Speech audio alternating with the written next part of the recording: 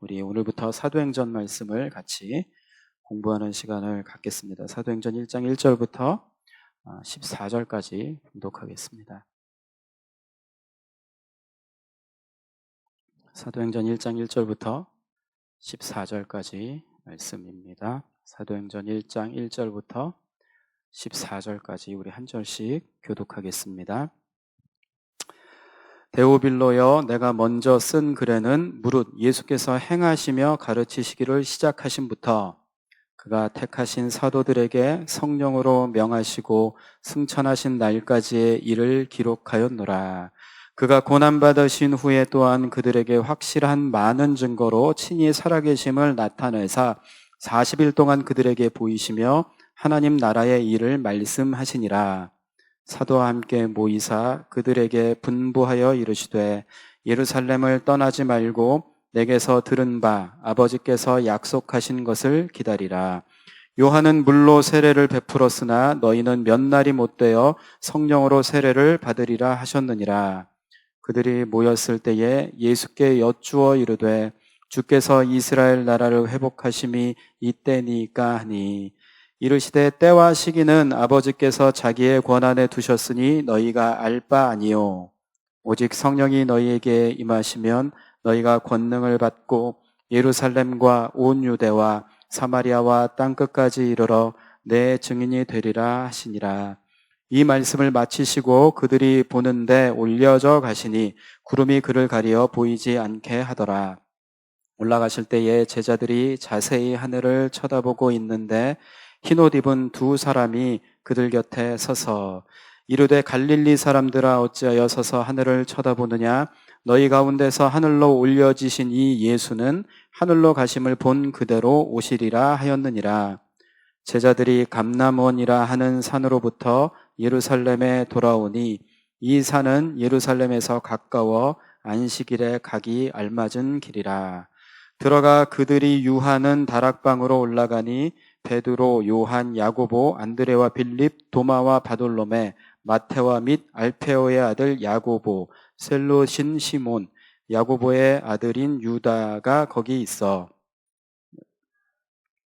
마리아와 예수의 아우들과 더불어 마음을 같이하여 오로지 기도에 힘쓰더라. 아멘.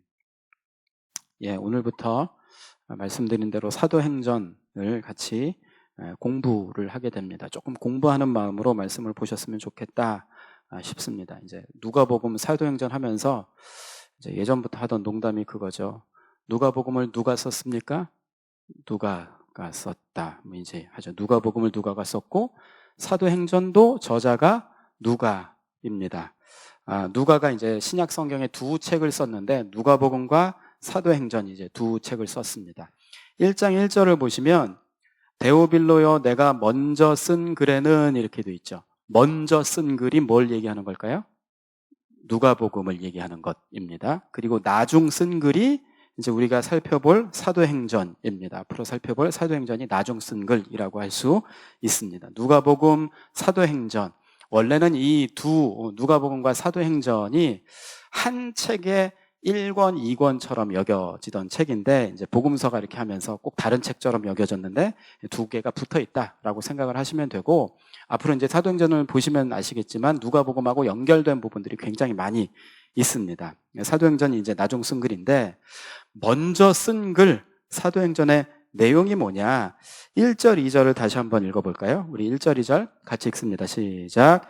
데오빌로여, 내가 먼저 쓴 글에는 무릇 예수께서 행하시며 가르치시기를 시작하신부터 그가 택하신 사도들에게 성령으로 명하시고 승천하신 날까지의 일을 기록하였노라. 1절에 보면 먼저 쓴 글의 내용이 뭐냐? 예수께서 행하시며 가르치심을 시작하신 일부터 기록됐다. 행하심, 이제 예수님의 행적이 기록되어 있고 가르치심, 말씀이 기록되어 있습니다. 예수님의 행적과 말씀이 누가복음의 주된 내용이라는 거예요. 어떤 내용까지 나와 있답니까? 2절에 보시면 그가 택하신 사도들에게 성령으로 명하시고 어느 날까지의 일? 승천하신 날까지의 일. 그러니까 예수님의 행적과 말씀에 대해서 기록되어 있는데 예수님이 승천하실 때까지의 일을 누가복음이 기록하고 있다. 이제 하권을 이제 사도행전, 누가행전의 하권을 보게 되는데 하권에는 예수님의 행적과 말씀이 나올까요? 안 나올까요?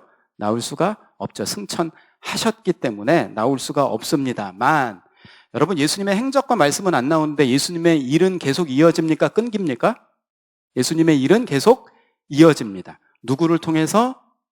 예수 믿는 사람들을 통해서, 교회를 통해서. 그래서 사도행전은 다른 말로 하면 교회 행전이다라고 할 수도 있습니다. 교회를 통해서 예수님의 일이 계속 이어지는 내용, 하편이라고 생각을 하시면 됩니다.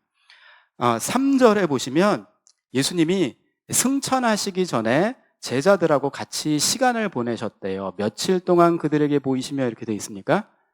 40일 동안 시간을 같이 제자들과 보내셨다고 이렇게 기록을 하고 있는데 여기 40일 동안 예수님께서 제자들과 함께 시간을 보내면서 예수님이 보여주고 싶으셨던 것이 있고 말씀해주고 싶으셨던 것이 있습니다. 3절을 우리 같이 한번 읽겠습니다. 3절 같이 읽습니다. 시작. 그가 고난받으신 후에 또한 그들에게 확실한 많은 증거로 친히 살아계심을 나타내사 40일 동안 그들에게 보이시며 하나님 나라의 일을 말씀하시니라. 무엇을 나타내셨답니까? 친히 살아계심을 나타내셨답니다. 이게 무슨 얘기일까요? 예수님이 십자가에 죽으셨잖아요? 네, 살아계심을 나타냈다는 얘기는 부활을 이제 나타내셨다는, 부활하신 예수님이 부활하신 것이 실제다, 사실이다, 확실하다라는 사실을 40일 동안 계속 보여주신 것입니다. 그리고 두 번째는 뭘 말씀을 하셨느냐? 무슨 나라의 일을 말씀하시니라? 하나님 나라의 일을 말씀하시니라. 그러니까 예수님의 부활을 보여주고 하나님 나라의 일을 말씀하시고 40일 동안 그것을 했다는 것입니다. 말하자면 여러분 40일 동안 승천하시기 전에 제자들과 함께 계시면서 말씀해 주시고 보여주신 것은 말하자면 유언과 같다고도 할 수 있습니다. 여러분 유언 중요합니까? 안 중요합니까? 청개구리가 비만 오면 우는 이유가 뭐죠? 그렇게 엄마 살아계실 때는 말 안 듣다가 그래도 유언은 지켜야 되겠다 해가지고 이제 청개구리도, 여러분 유언은 청개구리도 지키는 것이거든요. 40일 이제 마지막으로 하신 말씀 보여주신 것은 제자들이 꼭 기억해야 할 아주 중요한 사실이라고 할 수 있는데 첫 번째 부활에 대해서 말씀을 하셨다는 것입니다. 예수님이 승천하시기 전에 제자들에게 뭘 분명히 심어주고 싶으셨냐? 부활신앙을 확실히 심어주고 싶으셨다는 사실을 깨닫게 됩니다. 그래서 마지막까지 부활하신 것을 보여주고 말씀해 주셨다는 것, 부활신앙을 확실히 심어주고 싶으셨습니다. 여러분 기독교와 또 세상에 많은 종교들이 있는데 기독교와 다른 종교들의 차이가 뭘까요? 여러분 착하게 살라는 것은 믿는 사람들이 선하게 살아야 되죠. 그런데 착하게 살라는 윤리는 기독교에만 있는 게 아니고 다른 종교에도 다 있습니다. 기도 우리만 할까요? 기도 우리만 하지 않습니다. 여러분 불교를 믿는 사람들도 기도 어떨 때 보면 우리보다 훨씬 더 열심히 하는 것 같아요. 막 절하면서 108번 절하면서 기도하잖아요. 여러분 108번 절하면서 기도하라고 하면 여러분 하실 수 있을 것 같으세요? 무릎 아프고 허리 아프고 관절 아파서 우리는 못하는데 그 사람들은 합니다. 기도 거기도 합니다. 병도 낫는데요. 불교에서도 병 낫고 다른 종교에서도 능력이 나타나고 한다고 합니다. 심지어 제가 예전에 듣고 되게 깜짝 놀랐는데 여러분 다른 종교에도 방언 비슷한 게 있다고 해요. 은사도 나타난다는 거예요. 다 비슷한 것 같습니다. 뭐가 차이냐? 여러분 다른 종교에는 부활이 없습니다. 세상에 어떤 종교도 자기 종교의 창시자가 부활했다고 믿는 종교가 없어요. 여러분 석가모니 부활했습니까? 안 했습니까? 그 사람들도 부활했다고 얘기하지 않아요. 이슬람교의 창시자가 마호메트인데 마호메트 부활했습니까? 안 했습니까? 안 했죠. 어느 종교도 부활한 종교가 없는데 우리는 그거 믿습니다. 예수님은 부활하셨다. 이 사실을 믿습니다. 그리고 한 단계 더 나가서 예수님만 부활하신 게 아니고 누구도? 우리도 부활한다고 믿습니다. 이게 이제 다른 종교와 우리와의 완전한 차이입니다.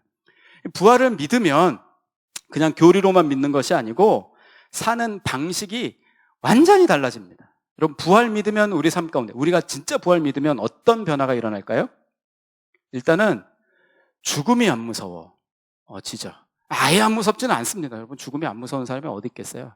그럼에도 불구하고 뛰어넘을 수 있는 담대함이 생깁니다. 제가 예전에 고등학교 때인가 그 모퉁이돌 선교회라고 북한 사역하는, 그때만 해도 북한 사역하는 선교단체가 없었는데, 제가 고등학교 때 모퉁이돌 선교회라고 북한 사역하는 선교회가 있었습니다. 그 대표가 이삭이라는 목사님이신데, 제가 고등학교 때 이렇게 강의하시던 테이프를 언제 들었는데 어렴풋이 기억나는 내용이 뭐냐면, 북한에서 지하교회 숨어서 예배를 드리다가 발각이 됐대요. 포크레인으로 이렇게 공사한다고 이렇게 딱 떴는데 믿는 사람들이 모여서 예배 드리는 그 지붕을 이렇게 떠버렸대요. 보니까 뭐 하고 있어요? 예배 드리고 있죠. 그 적발이 되면 그때는 그랬대요. 이게 좀 끔찍한 얘기인데 저 듣고 되게 충격받았는데, 아스팔트에 믿는 사람들 이렇게 눕힌답니다. 그리고 나서 여러분, 그 아스팔트 포장하는 롤러 큰 거 있죠. 그걸로 이렇게 밀고 지나간대요. 그럼 뼈가 으스러지는 소리가 느드드드 이렇게 들리면서 그렇게 이제 핍박하고 죽이고 했다는 거예요. 제가 어렴풋이 기억나는 게, 그 처형당하는 그 현장에 엄마랑 어린아이인가가 있었대나? 어린아이가 얼마나 무섭겠어요. 엄마한테 그렇게 했대. 엄마 무서워. 했더니 엄마가 괜찮아. 조금 있으면 천국 가는데 뭐. 이렇게 얘기했대요. 아이가 엄마 얘기를 듣고 아, 그렇지 하고서 죽음을 담담히 받아들였다는 것입니다. 여러분, 부활을 믿으면 죽음을 뛰어넘을 수 있는 담대함을 얻게 됩니다. 이게 큰 차이인 거예요.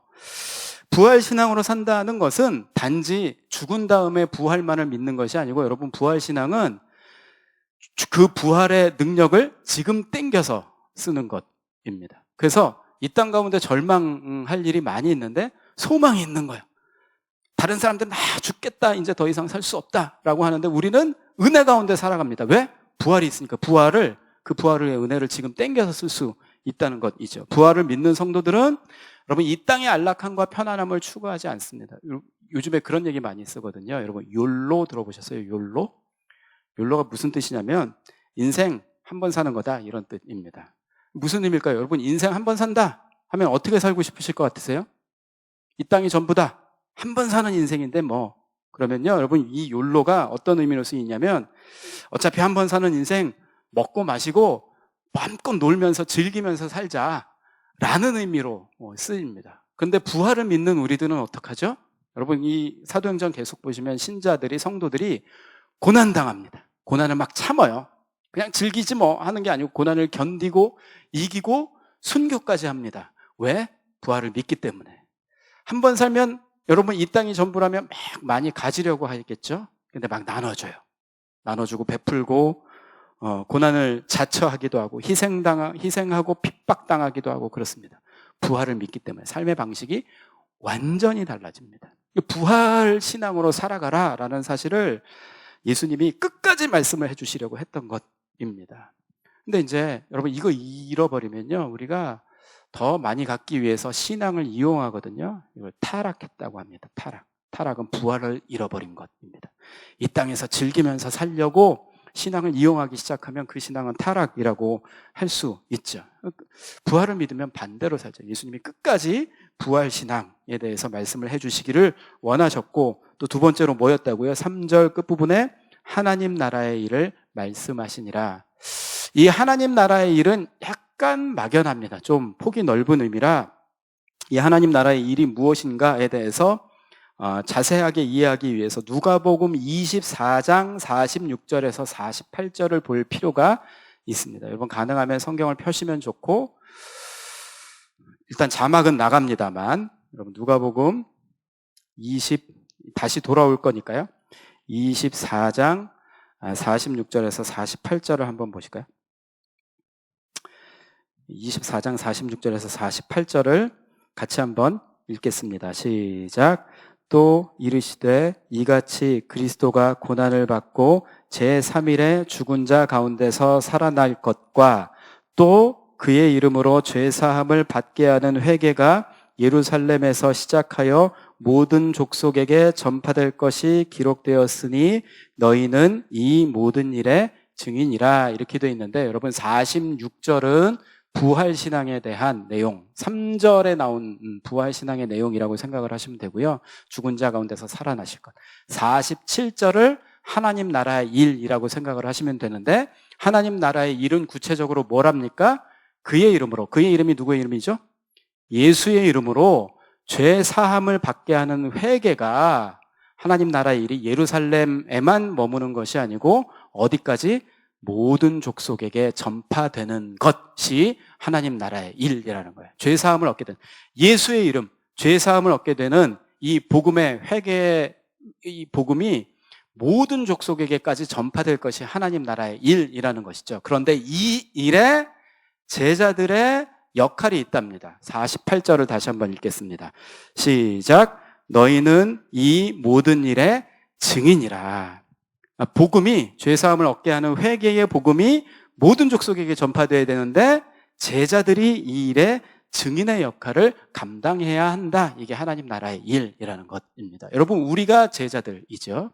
우리에게는 감당해야 할 사명이 있습니다. 무슨 사명? 복음의 증인된 사명. 증인된 자들을 통하여서 하나님 나라가 확장된다. 이 하나님 나라의 일이라고 할 수 있죠. 증인이 어떤 사람이 증인입니까? 증인은 보고 경험한 사람이 증인이라고 할 수 있죠. 여러분, 죄사함을 얻은 경험이 없는 사람은 증인될 수가 없습니다. 부활의 능력을 경험해보지 못한 사람은 증인될 수가 없습니다. 아무리 신학 박사라고 하더라도 자기가 죄사함을 얻고 또 복음의 능력을 경험해보지 못하면 그 사람은 증인이 아닙니다. 근데 여러분, 보기만 하고 경험해 보기만 했다고 증인일까요? 증인은 뭐 해야 증인이죠? 말해야지 증인입니다. 말 안 하면 증인 아니에요. 그냥 목격자일지는 몰라도 말하지 않으면 증인이 아닌 것이죠. 그래서 증인이 어떤 사람이냐? 보고 경험하고 말하는 사람이 증인이죠. 여러분, 변호인이 있고 증인이 있어요. 뭐가 더 쉬울까요? 변호인이 쉬울까요? 증인이 쉬울까요? 변호인이 쉬울까요? 여러분, 법정에서 다른 사람 변호하는 일 여러분 하실 수 있으실까요? 변호인은 사실 잘 생각해보면 쉽지가 않을 것 같아요. 왜냐하면 변호인은 논리적으로 말을 잘 해야 되잖아요. 설득시키도록 말을 잘해야 되잖아요. 그리고 법적인 지식도 갖추어서 말을 잘해야 되는데 우리는 그런 능력 없죠. 법정에서 변호인 못합니다. 근데 여러분, 증인은 하실 수 있어요. 왜요? 본 거 말하면 되거든요. 사실 증인은 쉽습니다. 할 수 있어요. 어느 누구라도 할 수 있어요. 본 거 말하기만 하면 돼요. 근데 문제는 뭐예요? 안 해요. 안 하는 게 문제예요. 경험도 했는데 말을 안 해요. 증인의 사명을 주셨는데 문제는 다 경험했는데 다 봤는데 부활의 능력이 뭔지 아는데 죄사함이 뭔지 다 아는데 안 하는 게 문제인 거예요. 안 하는 게 문제. 이게 문제라고 할 수 있죠. 그런데 여러분, 증인이 만약에 보고 경험한 것 말 안 하면, 법정에서 증인이 말 안 하면 어떻게 될까요? 누군가가 크게 곤란함을 당할 수도 있습니다. 아주 운명을 결정할 만한 중요한 문제가 걸린 일일 수가 있습니다. 복음의 증인이 그렇다는 것이죠. 주님께서 우리에게 사명 주셨습니다. 증인의 사명을 주셨습니다. 어려운 거 하나도 안 시키셨어요. 무슨 말 청산유수로 설득시키고 이런 거 하라고 하나도 안 시키셨어요. 그냥 뭐만 하래요? 경험한 거 말만 하래. 본 거 말만 하래. 이것만 하셨는데 여러분, 증인된 사명 잘 감당하고 계십니까? 안 하고 있는 게 이제 우리의 문제라고 할 수 있죠. 이 제자들이 관심이 다른 데가 있었거든요. 주님은 증인으로 부르셨는데 관심이 어디가 있었느냐? 6절을 보겠습니다. 6절 같이 읽습니다. 시작. 그들이 모였을 때에 예수께 여쭈어 이르되 주께서 이스라엘 나라를 회복하심이 이때니까 하니. 무슨 질문합니까? 주님, 이스라엘 나라를 회복하시는 것이 지금입니까? 보니까 주님 가실 것 같은데 지금 회복시켜 주실까요? 그리고 이제 내 나라 이렇게 얘기하는 거예요. 우리식으로 얘기하자면, 주님, 이 내 가정의 문제, 이 내 새끼들의 문제, 요 내 사업장, 직장의 문제, 주님 요거 언제 해결해 주실까요? 지금입니까? 하고 그것만 묻고 있는 거예요. 주님은 뭐 말씀하시는데? 증인되라 라고 하시는데 제자들은 뭐예요? 우리나라 요거 어떻게 하실랍니까? 요거만 묻고 있다는 것 있죠. 여러분, 주님께서 우리에게 하나님 나라의 증인된 사명을 말씀하셨는데 내 나라, 내 가정, 내 사업장만 묻고 있다면 우리 인생에 아주 중요한 목적을 잃어버린 인생이라고 할 수 있습니다. 이렇게 소 몰고 쟁기질 할 때 그래야 된다면서요. 저 멀리 있는 나무를 보고서 이렇게 가야 된다면서요. 그래야지 똑바로 밭을 갈 수 있다나 앞에 있는 거 보면 삐뚤빼뚤 하게 되죠. 여러분, 우리 인생도 마찬가지입니다. 저 멀리 봐야 할 궁극적인 인생의 목적이 있다는 거예요. 그게 뭡니까? 복음의 증인된 사명. 그거 바라보면서 가야 되는데 자꾸 내 문제, 내 가정, 내 자녀, 내 사업 이렇게 보니까 막 이렇게 우리 인생이 왔다 갔다 뒤죽박죽하게 됩니다. 이 중요한 것을 잊고 있습니다. 여러분, 우리가 다시 한번 기억해야 할 사명이 복음의 증인된 사명입니다. 여러분, 하나님께서 예수촌교회를 이 자리에 세우신 이유가 뭘까요? 우리끼리만 행복하라고, 우리끼리 신앙생활 잘하고, 우리끼리 기도 열심히 하라고? 물론 그것도 중요하지만 증인된 사명 감당하라고, 광명시에 복음의 증인된 사명 감당하라고 주님께서 이 땅에 교회를 세우셨다는 것입니다. 여러분, 비록 코로나 때문에 전도하기가 굉장히 힘들어진 때가 되어버렸습니다. 그리고 코로나 때문에 막 그냥 한 달 버티기도 힘든 때가 되어버렸습니다. 그럼에도 불구하고 증인된 사명에 대해서 다시 한번 일깨움 받는 우리 성도님들 되시기 바랍니다. 왜 살아야 합니까, 여러분? 왜 살아야 하느냐? 증인된 사명을 감당하기 위해서 살아야 한다는 것이죠. 근데 여러분, 계속해서 보시면 예수님이 제자들에게 말씀하신 복음의 증인된 범위가 아주 넓습니다. 그냥 요 앞에 내 주변의 사람들에게만 복음 전하라고 하지 않고 8절을 보실까요? 그럼 8절은 사도행전 전체의 주제입니다. 이거는 암송하셔야 되는 구절입니다. 1장 8절을 우리 같이 한번 읽겠습니다. 1장 8절 시작. 오직 성령이 너희에게 임하시면 너희가 권능을 받고 예루살렘과 온 유대와 사마리아와 땅 끝까지 이르러 내 증인이 되리라 하시니라. 증인 얘기 또 나오죠. 어디까지냐? 예루살렘과 온 유대를 한 묶음이라고 생각하시면 됩니다. 예루살렘과 온 유대, 두 번째 어디? 사마리아, 그리고 마지막으로 어디? 땅 끝. 예루살렘, 유대, 사마리아, 땅 끝. 이렇게 말씀을 하셨는데 이게 딱 사도행전 내용을 이렇게 압축한 요약이라고 할 수 있어요. 맨 처음에 어디에 증인되어야 되죠? 예루살렘과 유대여야 되죠. 그래서 지금 어딜 보시냐면 여러분 2장 14절 보십시오. 자막 안 띄워주셔도 될 것 같아요. 그냥 성경 찾아보시는 게 좋을 것 같습니다. 2장 14절을 우리 같이 보겠습니다. 여러분 2장에 오순절 성령 강림 사건이 나타납니다. 성령께서 딱 임하셨습니다. 성령이 임하신 걸 보고 각처에서 온 사람들이 깜짝 놀랍니다. 그 깜짝 놀란 사람들에게 베드로가 설교를 시작하는데 2장 14절 우리 같이 읽겠습니다. 시작.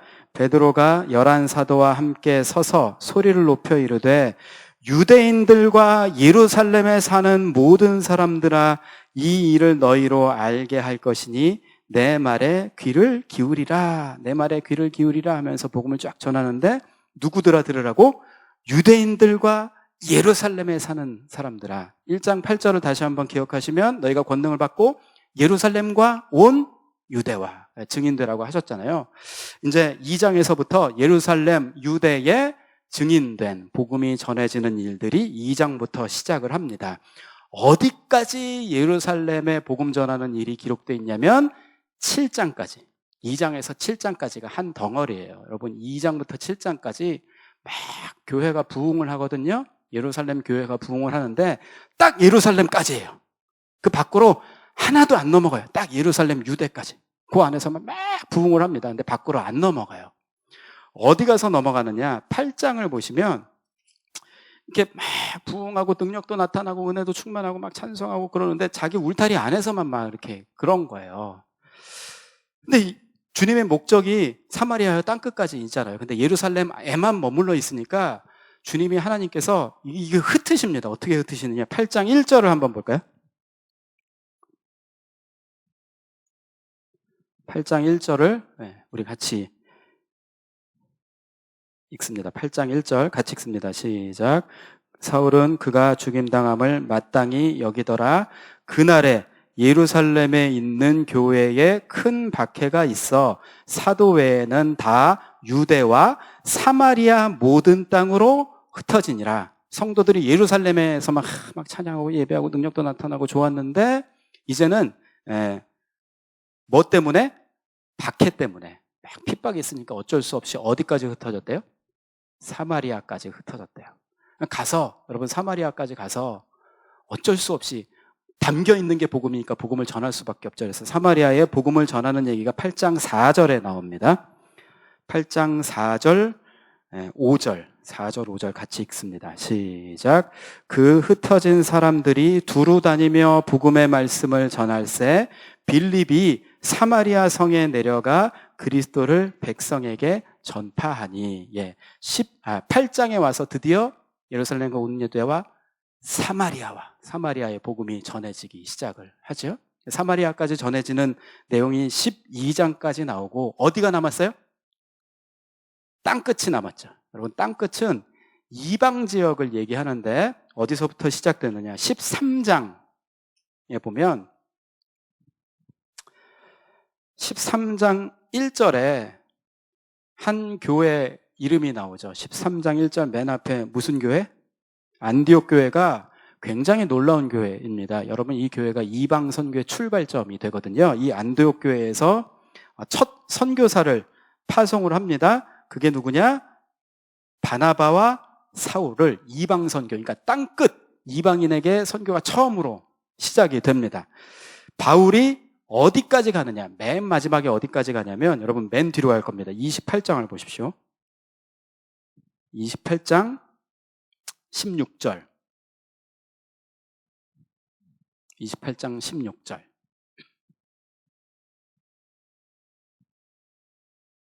28장 16절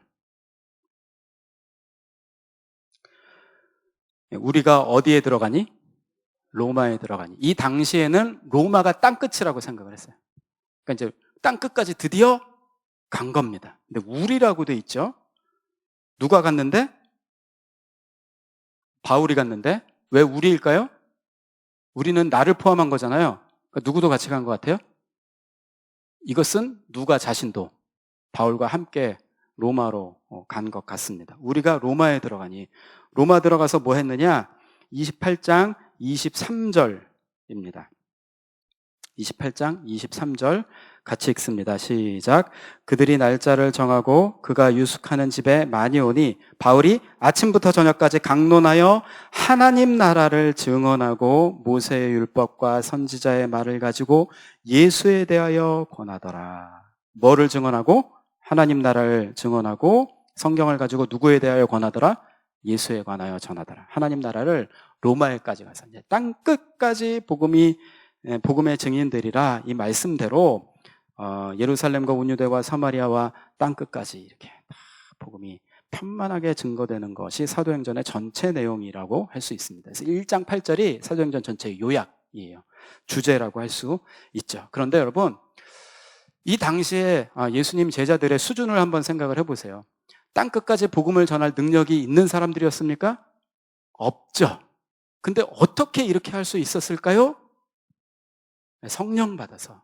사도행전의 제목을 보면 여러분 사도행전이니까 사도들의 행적을 기록한 책이라고 생각하기 쉬운데 사도들 다 안 나옵니다. 전반부에는 1장부터 12장까지는 베드로 나오고요. 13장부터는 바울 나옵니다. 사도들 다 나온 것도 아니고 2사람 나와요.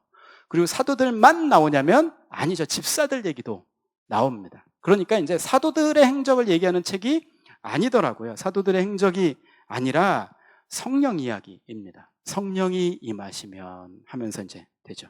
그래서 보면 이제 앞부분에 이제 베드로가 나온다고 했는데 또 다시 베드로는 어떤 사람이었냐? 4장 8절을 보겠습니다. 4장 8절.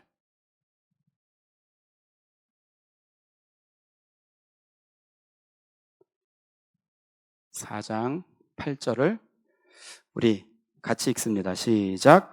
이에 베드로가 성령이 충만하여 이르되 백성의 관리들과 장로들아 이렇게 됐죠. 베드로가 무엇이 충만하여? 성령이 충만하여. 베드로 어떤 사람이었습니까? 성령 충만한 사람. 또 7 집사들 얘기 이제 사도행전에 나오죠. 7 집사들은 어떤 사람들이었느냐? 여러분, 교회의 구제일 또 이제 재정 관리를 위해서 7 집사를 세웠는데 7 집사는 어떤 사람이냐? 6장 3절 보겠습니다. 6장 3절, 이건 이제 집사들, 어떤 사람이 집사가 되어야 하는가라는 내용인데 6장 3절 우리 같이 읽겠습니다. 시작. 형제들아, 너희 가운데서 성령과 지혜가 충만하여 칭찬 듣는 사람 7을 택하라. 우리가 이 일을 그들에게 맡기고. 무엇과 무엇이 충만하여? 성령과 지혜가 충만하여야 되는데, 여러분 직분을 감당하기 위해서 지혜가 필요하지만 지혜보다 앞에 나온 게 뭐죠? 성령이죠. 성령. 집사들은 성령 충만한 사람들. 베드로도 성령 충만한 사람들. 이방 선교를 위해서 보냄받은 바울은 어떤 사람이었냐? 13장 9절. 13장 9절입니다. 13장 9절. 13장 9절 같이 읽습니다. 시작. 바울이라고 하는 사울이 성령이 충만하여 그를 주목하고. 바울 어떤 사람이라고요? 성령 충만한 사람. 한 군데만 더 찾아보겠습니다. 여러분, 이 바울이 사역을 위해서 여러 곳을 여행했는데 목적지를 어떻게 정했을까? 보면 20장 22절 보겠습니다. 20장 22절.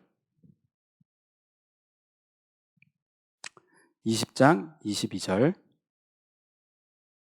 예, 같이 읽겠습니다. 시작.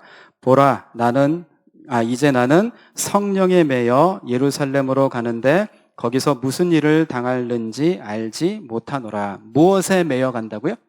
성령에 매여. 그러니까 바울이 사역지를 결정할 때도 보면 여기 가면은 교회 부흥하겠다, 성과가 있겠다, 대접 많이 받겠다 하는 곳에 간 게 아니고 성령에 매여서 갔답니다. 여러분, 매여서 갔다는 얘기는 죄수들을 이렇게 결박해서 끌고 가잖아요. 그런 의미이거든요. 그런데 죄수처럼 이렇게 매여가는 게 아니고 성령께서 매신 줄은 무슨 줄입니까? 사랑의 줄인 거예요. 사랑으로 강권하셔서 사랑에 이끌려서 이렇게 하는 거예요. 성령님이 가시면 나도 갑니다 하면서 이렇게 갔다는 것이죠. 그래서 사도행전, 복음과 하나님 나라의 일을 이끌어가는 주체가 성령이고, 또 여러분 우리가 몇 부분만 살펴봤지만 성령 충만한 성도들의 이야기가 얼마나 많이 나오는지 모릅니다. 하나님의 일을 이루는 중심되는 인물이 권력가나 재력가나 학식많은 사람이 아니라 성령 충만한 자들이라는 것입니다. 여러분, 우리가 이 시대에 복음에 대해서 적대적인 시대이고, 또 어떨 때는 허무한 시절 지나고 깊은 한숨 내쉬고, 여러분 요즘에 마음 어떠세요? 막 이렇게 기쁘고 힘이 나고 주를 위해서 평생 충성, 이런 마음 드십니까?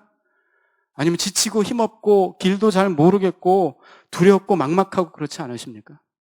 교회 사역 예전보다 많아지셨어요? 적어지셨어요? 훨씬 적죠. 근데 여러분, 일할 게 없으면 힘이 더 이렇게 비축이 돼 있어야 되잖아요. 여러분 그러세요? 안 그런 것 같아요. 이때 필요한 게 뭡니까? 우리에게 필요한 은혜는 뭐냐? 성령 충만함이더라고요.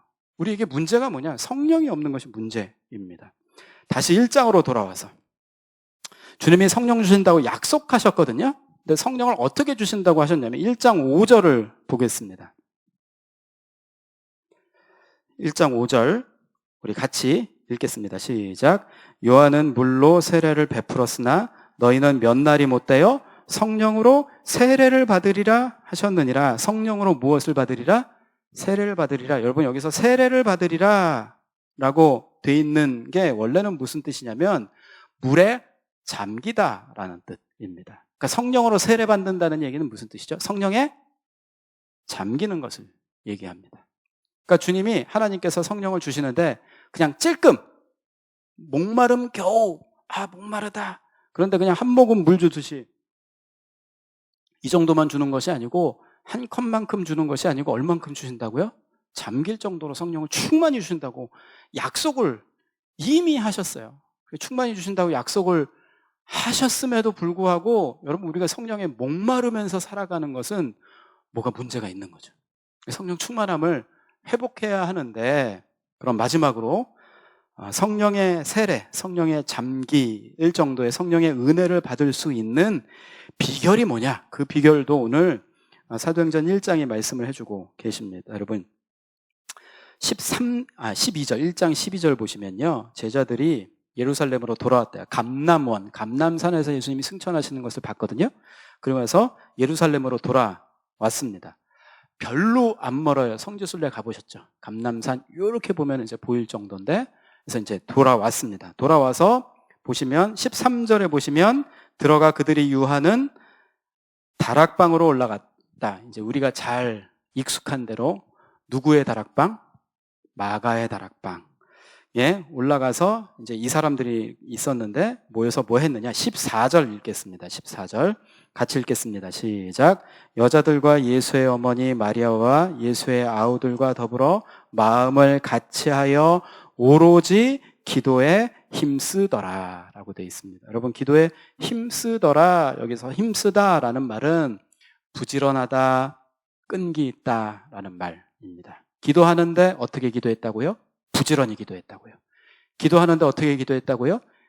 끈기 있게 기도했다는 것입니다. 저는 끈기 있는 기도, 끈질긴 기도하면 인디안 기우제가 자꾸 생각이 납니다. 여러분 들어보셨죠? 인디안들이 비 안 오면 비를 내려달라고 하늘을 향해서 제사를 지낸대요. 기우제, 비를 기원하는 제사를 드린대요. 그런데 여러분, 인디안이 기우제 지내면 꼭 비가 온다잖아요. 하늘을 움직이는 능력이 있어서? 아니요. 인디안들은 비 올 때까지 제사를 지낸답니다. 그러니까 안 오고 백입니까? 그 끈질긴 기도하면 저는 그 생각이 납니다. 우리가 이제 성령을 간구하면서 끈질긴 기도를 한다는 것은 성령 주시지 않으면 안 돌아가겠습니다 라는 결단으로 기도한다는 뜻이라고 할 수 있습니다. 여러분, 우리가 왜 끈질기게 기도하지 않을까요? 성령 아니어도 그냥 다른 능력으로 살 수 있을 것처럼 생각을 하기 때문에 기도하다 마는 거죠. 안 주시면 말지 뭐 이런 생각이 있는 것 아닙니까? 여러분, 이 길밖에 길이 없다면 어떻게 일어설 수 있겠습니까? 성령 주시지 않으면 그냥 이 자리에서 죽겠습니다 하고 기도하지 않겠습니까? 그런 기도를 했다는 거예요. 모여가지고 기도하는데 끈질기게 기도를 했다는 거예요. 성령 말고는 살 길이 없으니, 주님 도대체 우리가 예루살렘과 온유대와 사마리아와 땅끝까지 어떻게 증인이 됩니까? 내 사는 것조차 허무한데 내 살아갈 능력도 없고 길도 모르겠는데 어떻게 삽니까? 성령 말고는 방법이 없기에 끈질기게 기도에 전혀 힘쓰면서 기도했다는 것입니다. 여러분, 우리에게 다른 길은 없습니다. 우리가 오늘 이 말씀을 기억하면서 회복되어야 할 것, 무엇이 회복되어야 되느냐? 부활신앙이 회복되는 성도님들 되시기 바랍니다. 우리가 부활을 믿기에 삶이 부활의 삶이 되기를 여러분 기도하는 은혜를 누리는 성도님들 되시기 바랍니다. 세상 사람들하고 우리는 질적으로 달라요. 여러분, 세상 사람들은 부활을 모르거든요. 우리는 부활을 아는 사람들입니다. 부활을 경험한 사람들이죠. 그리고 부활의 능력을 지금 땡겨서 누리고 있는 사람들입니다. 그 부활의 능력, 부활 신앙을 회복하는 성도님들 되시기 바랍니다. 성령 충만하되 그 일을 위해서 기도를 어떻게 한다고요? 끈질기게 한다고요. 성령이 아니면 갈 길이 없습니다. 살 길이 없습니다 라고 끈질긴 기도로 성령 충만함을 받아 복음에 증인된 삶을 살아가게 되시는 우리 모든 성도님들 다 되시기를 주님의 이름으로 축복합니다. 우리 같이 오늘 말씀